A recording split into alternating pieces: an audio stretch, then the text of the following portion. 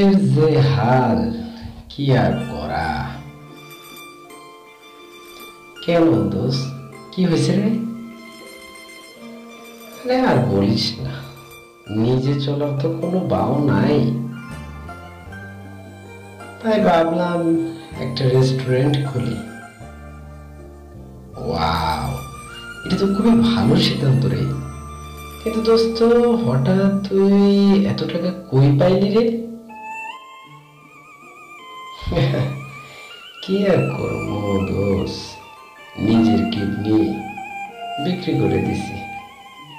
আর আসলে বর্তমান যুগের মানুষগণ কেমন জানি, ভিতরে কিডনি আছে কিনা ওইটা দেখে না।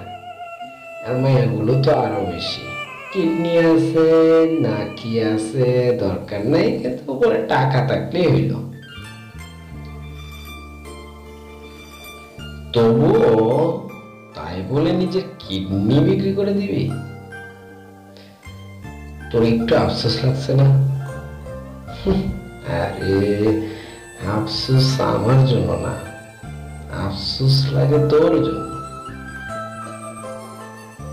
এটা কেমন কথা রে দোস্ত, এইটা কেন বললি? আরে বেচারা, কিডনি তো আর আমারটা বিক্রি করি নাই, বিক্রি করছি তোরটা।